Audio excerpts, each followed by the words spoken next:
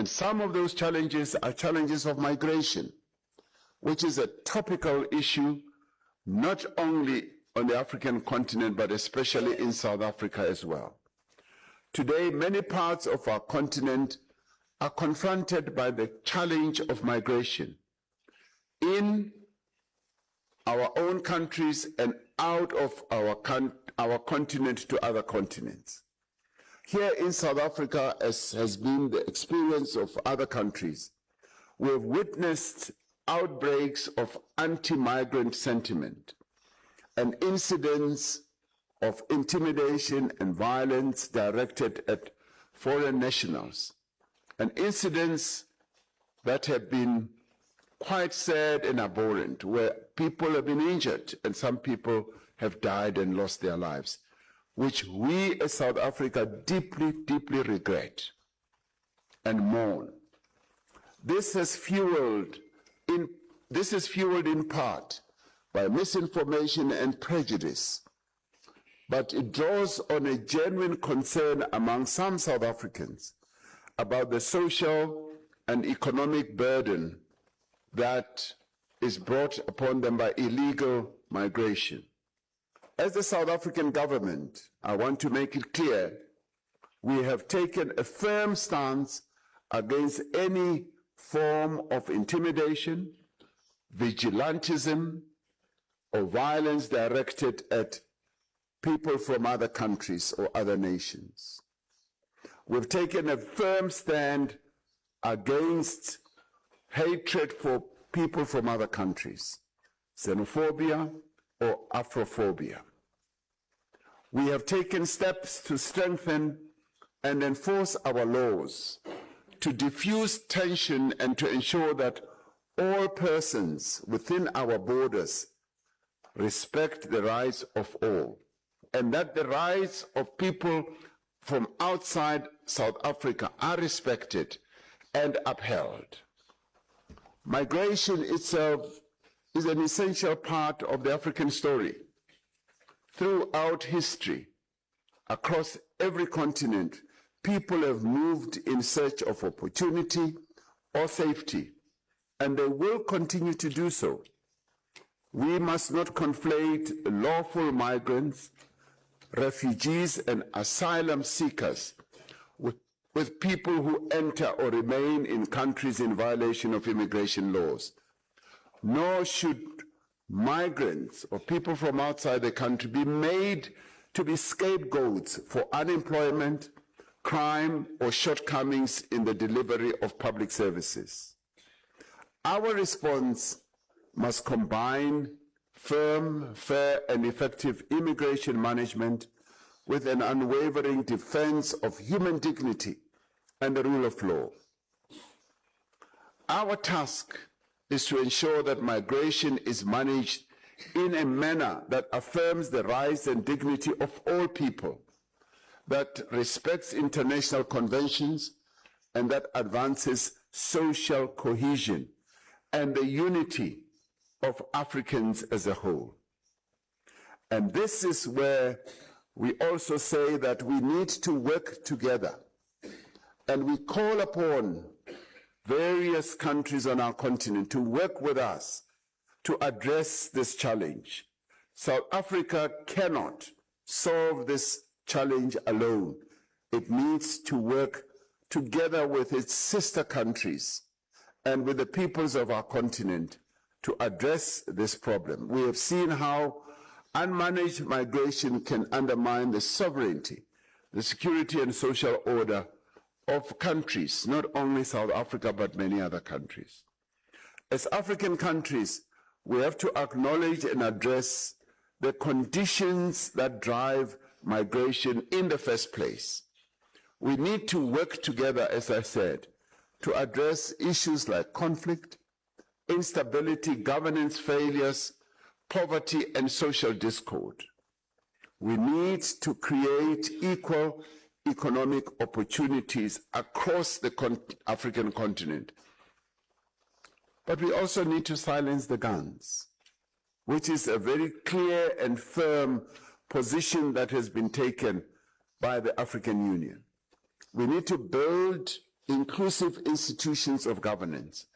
We must work for a future where Africans are able to migrate out of choice and not necessity. And we call on this Pan-African Parliament to take up the mantle of leadership, to be at the forefront of finding sustainable solutions to this issue.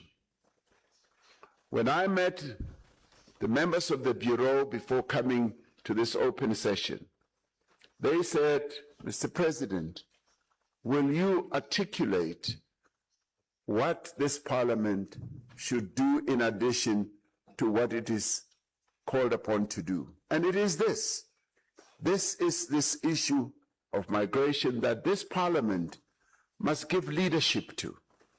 This Parliament must address this issue in a way that brings us all together, to work together. The measure of Africa's development will not only be the ease with which Africans can move across borders, it will also be the extent to which every African country offers all its citizens sufficient opportunity, dignity, and hope. As the honorable members of this Parliament, as the collective leadership of this continent, we have a responsibility to build a better Africa. It cannot and should not be the responsibility of the heads of state or certain countries only. It must be a collective responsibility, and all of us who are seated here are leaders, and that is why we were elected and chosen to come and represent our peoples of Africa. We have a responsibility to build a continent that is at peace with itself, where conflicts are resolved through dialogue and diplomacy, rather than through the barrel of a gun. It is a continent that produces everything that it needs. This is what this continent must be. That extracts from its abundant resources the full value that belongs to the peoples of Africa. Rather than exporting our raw wealth, we must process our minerals, our agricultural produce, and our energy ourselves. We are building a continent where our young people have the skills, and they are continuously demonstrating that they have the knowledge and the skills. We must also build a continent where capital and opportunity is there to build enterprises and careers on African soil rather than seeking them abroad. This is a continent where women should take their rightful place in the boardrooms, in the parliaments, in the cabinets of our various countries. And they must take their place not in the home only, but in the factories, in the various institutions that lead this continent. This continent must be a continent whose voice in global institutions matches its size, its history, and its potential. Long must be the days when Africa is always pushed to the back.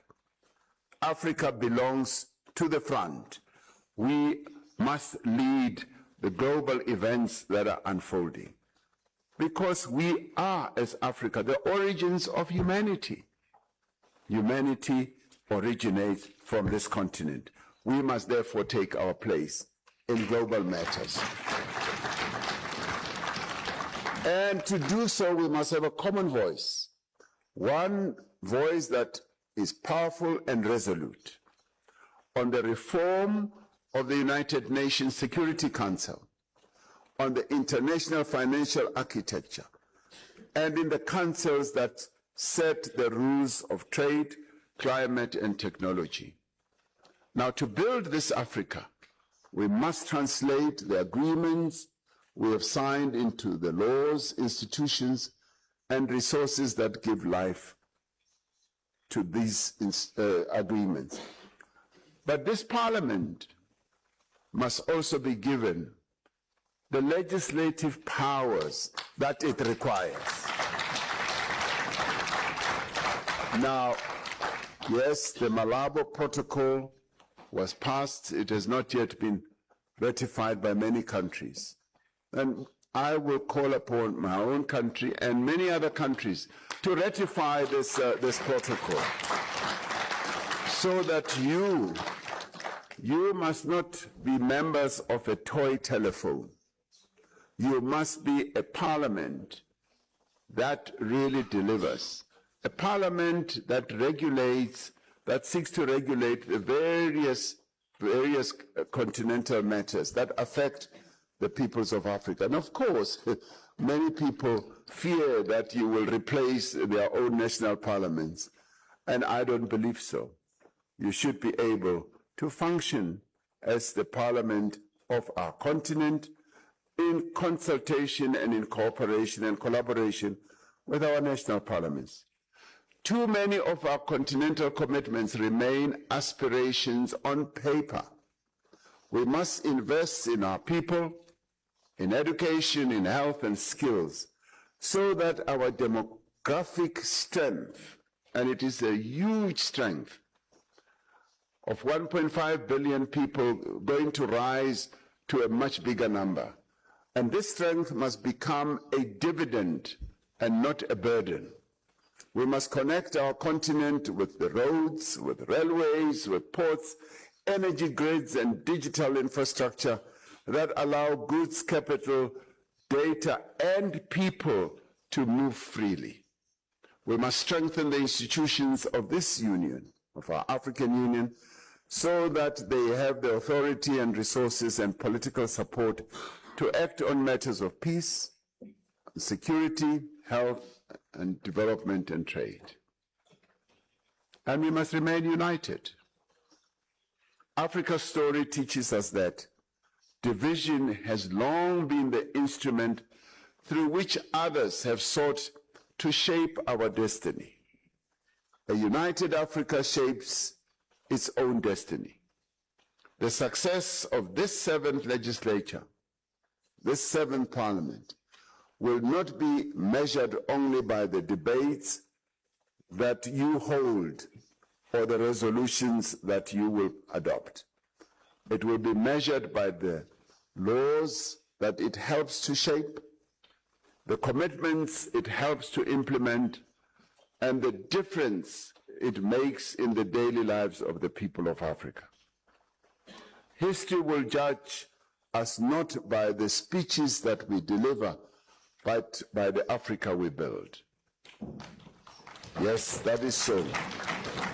So let this parliament be the conscience of our continent. Let it be the voice of Africa's most vulnerable. Let it be the guardian of democracy, and let it be the champion of peace. But let it be the great reservoir of enabling the young people of our continent, the women of our continent, to take their place in development matters and in matters of progress. So this parliament, therefore, has a great responsibility. And let me say, we are there to work with you, to support you, and to enable you to execute your tasks. Mr. President and Vice Presidents, I thank you for giving me this opportunity. At last, I've now been allowed to come here. So thank you very much.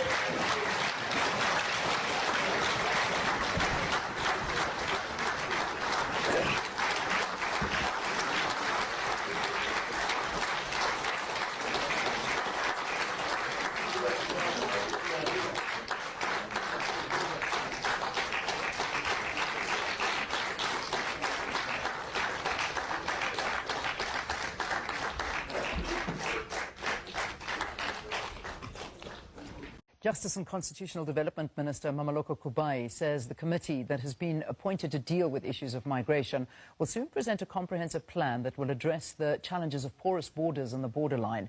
In an exclusive interview with SABC, Kubai also indicated that the issue of illicit goods coming into South Africa is receiving attention. She says South Africa will continue to engage with other African countries on the challenge of migration. SABC specialist correspondent Sophie Mokoena speaks to Minister Mameloko Kubai. It's quite important for us to deal with the issues. It's starting to feel like a full-time job, but I still have to do my other job. But I think more than anything is for us to be able, as the government, one, to fulfill what we have committed to the people and what President has committed. President has said that we are dealing with this matter and it's going to be matters that the IMC must pay attention. He's given us the 5-point plan to implement, and we've committed that regularly will account to the nation. So we can't tire now.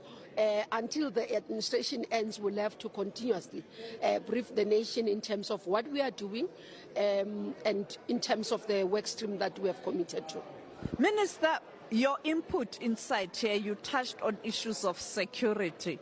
When you look at the borders, the bridges, as you participated in that discussion, what are you doing in terms of ensuring that our borders are not porous, particularly after this challenging moment where we saw South Africans taking to the streets complaining about undocumented foreign nationals?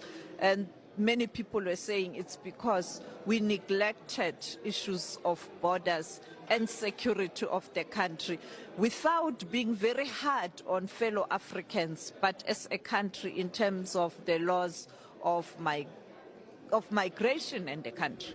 No, definitely. I think the issue of infrastructure of our borders, borderline, is quite important. You remember that at some few years ago, government had initiated a process of putting the fence. Unfortunately, there was corrupt activities that related to that.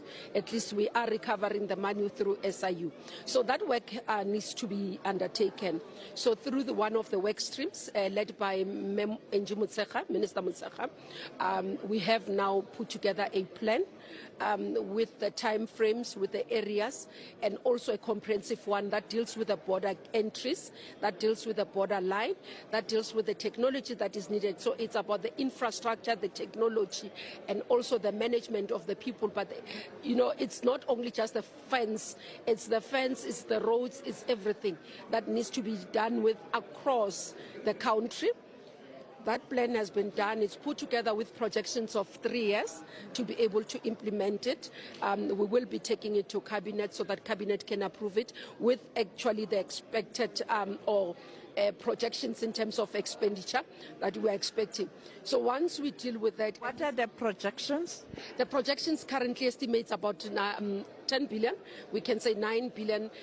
But they were saying to us, as they work in and modify the plan, it might come lower or whatever, but we're looking at various models to be able to deal with that. So once it's done, we'll be able to communicate. We're hoping that also some elements can have a PPP model, public-private partnership, or build, operate and transfer models that would be able to look at. So there are various areas that we're looking at and ensuring that this is actually be done. And once for all, we deal with the infrastructure. But we do believe that it's not going to deal with only the migration. I'm wearing another cap of JCPS. We have a lot of illicit activities that are happening, stolen cars, goods, tax, we lose a lot of money on tax, the cigarettes, illicit alcohol, and groceries that are passing and that we need to deal with. So the tightening there will help us deal with the issues of crime and organized crime, will help us deal with the issue of migration. That's why this plan is important for us to implement.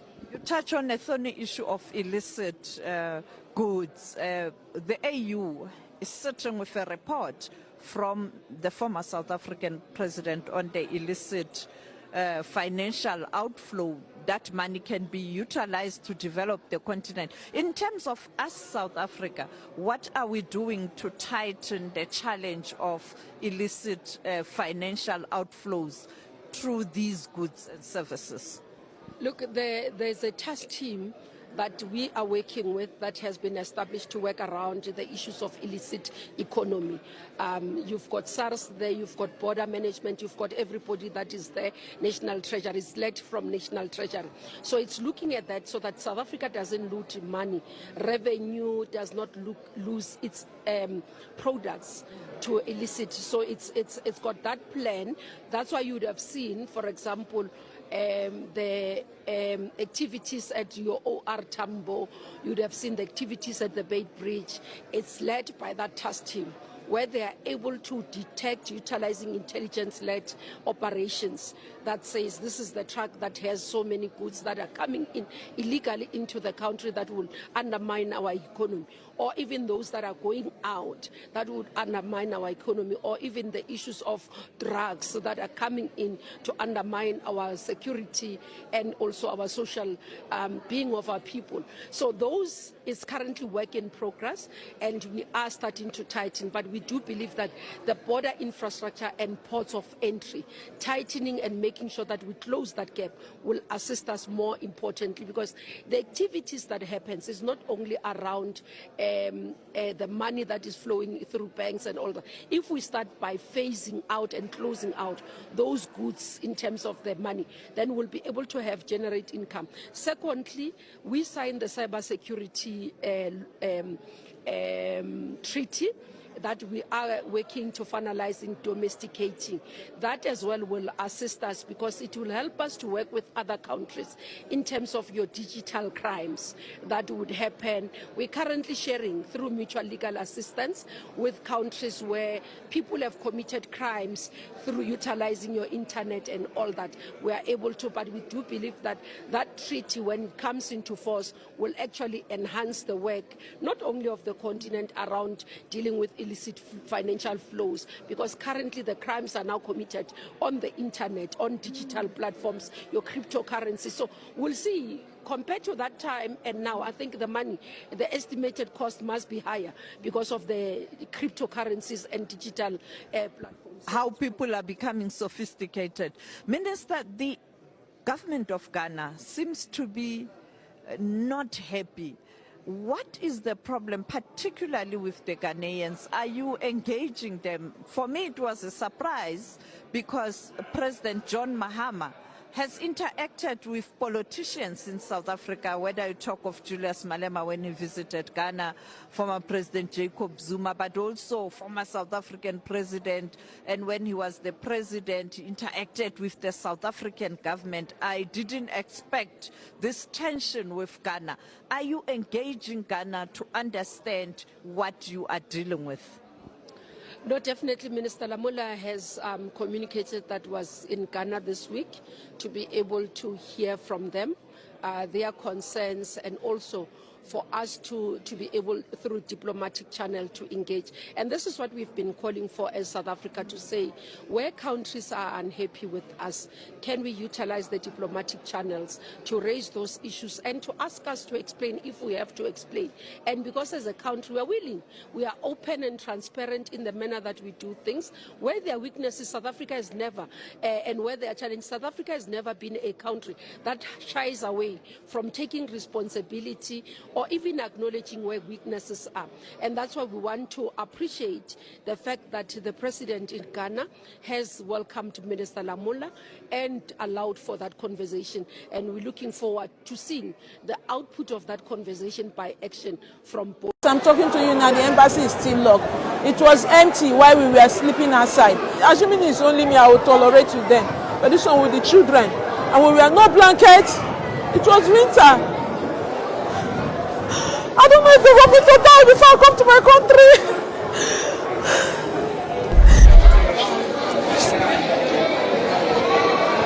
I have been in South Africa. I'm clocking to 13 years in South Africa. I'm an Akwa Ibomite. I'm from Akwa Ibom, in Siribium local government area. Right now, as I'm talking to you, there is a Hello everyone.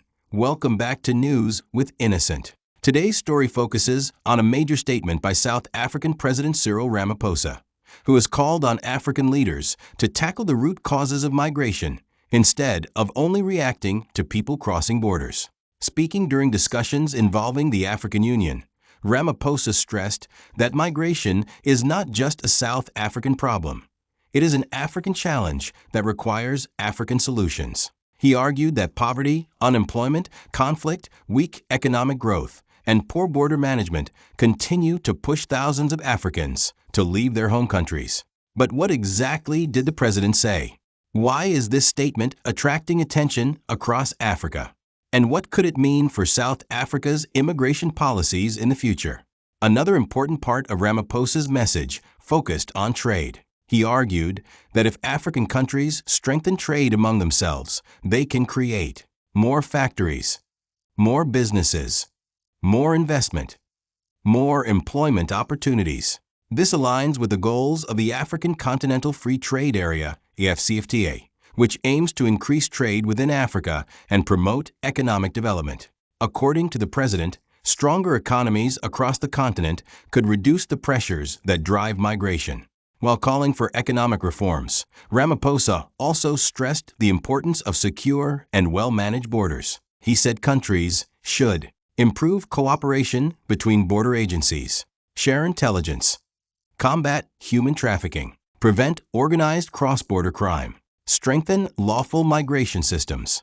The emphasis is on managing migration effectively while maintaining regional cooperation. President Ramaphosa's message is clear. Migration cannot be addressed by border control alone. He believes Africa must tackle poverty, unemployment, conflict, and limited economic opportunity while improving border security and cooperation between countries. Whether these proposals lead to meaningful change will depend on how governments across the continent implement them. What do you think? Should African countries focus more on creating jobs and economic growth, or should border security remain the top priority? Share your views respectfully in the comments. If you enjoyed this report, please like, subscribe, and turn on the notification bell